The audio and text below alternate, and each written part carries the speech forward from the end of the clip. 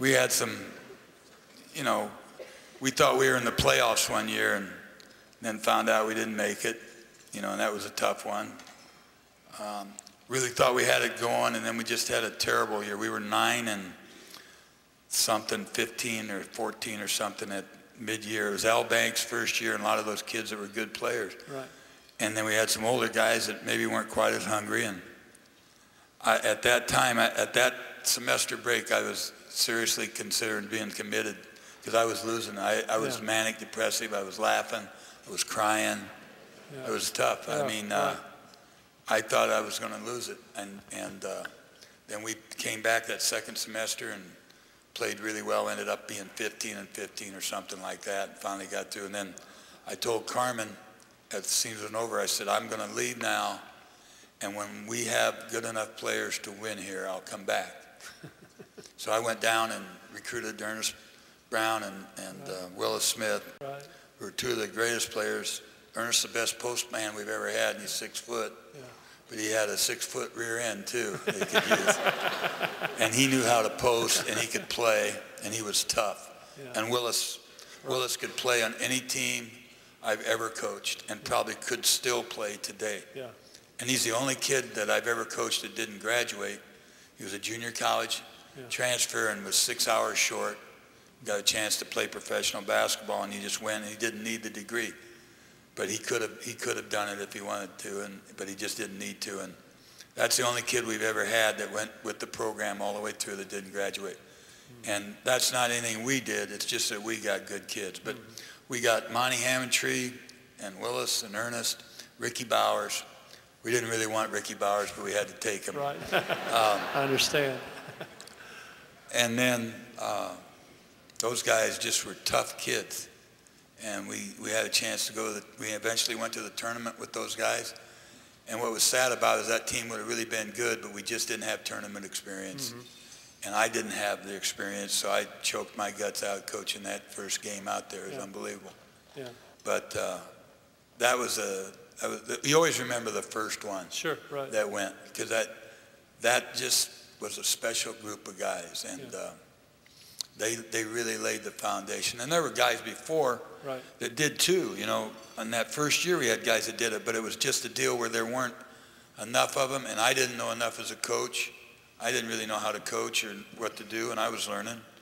And we just all couldn't learn fast enough to make it happen sooner. But it became, I thought, the best job in the United States when the camp got going and the academies were going. And I mean, we had a lot of coaches in here, and we had a lot of kids in camp, obviously, you know that. How did you, and I wanted to ask you that anyways, had you seen somebody else do camp? Did you just decide this was something you wanted to do? How did that come about? I would work camps when I was at Hamlin. I worked, you'd get about $125 a week to work camp.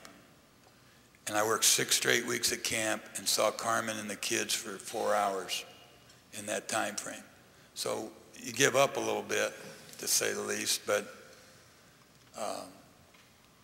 I didn't recognize the kids when I came back. They changed so much, you know, I didn't tell who they were. But you learn how to run camps, and you pick the best from all the camps. And then with Lipscomb, with the spiritual emphasis, it was a different situation too with what we did. And then we didn't want to push Christianity down their throats, but you know, we would have that chapel on the worship service on Sunday night, and then the kids that didn't go, they'd stay with me, and I'd give them the same thing they were getting from Frank Bennett and Mike Roller. It just wasn't with Bible verses. Right. And so we're trying to teach values. Then every meal, you know, we'd make them take out their notebooks during every meal and write something down. And I really, we can't do it that way where we are now. I sort of miss that to a certain extent, because I thought those kids really got, you know, a lot. And then, you know, 1 out of every 4 freshmen then the next fall would be a camper. Yeah, right. You know, so it was a great recruiting tool for the school. Yeah, absolutely. Talk about one more thing as it relates to camps, the value of the camps in terms of not just, I guess, the off the court, but, or maybe both, the off the court and the on the court development of the players, because they had to teach, they had to go through it all summer. Talk about how much that helped the program. Yeah, the best way to teach the best way to learn is to be a teacher. You learn more. You know, every time you do a talk, or every time you do skill work out, or you deal with a situation with a parent or a kid, you learn something and you catalog it. But it was so great for our players to have to go 8 weeks. Now, they didn't think it was at times, but they developed a toughness, and then they learned how to teach. They had relationships with parents that helped them get jobs if they weren't going to be coaches eventually. They were, one thing about a Lipscomb kid, whether it's a player or just a student, and I'm saying just a student, to delineate what I'm saying, I'm saying they're just a student. I'm just a coach. Right. But when a Lipscomb kid went for a job interview, they always got the job interview. We wouldn't have the Cool Springs shopping area if Gary Baker hadn't been a Lipscomb grad, because he wouldn't have got the money for the loan to make it go, because he couldn't get anybody to buy in until he goes down to Chattanooga or something, talking to a guy and says, I went to Lipscomb. And he said, well, I'll buy that. You know, Opryland always wanted Lipscomb kids working.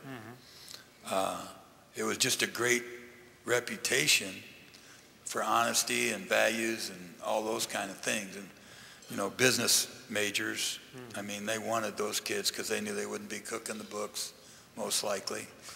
But maybe they should be cooking the books the way it's going now, you know.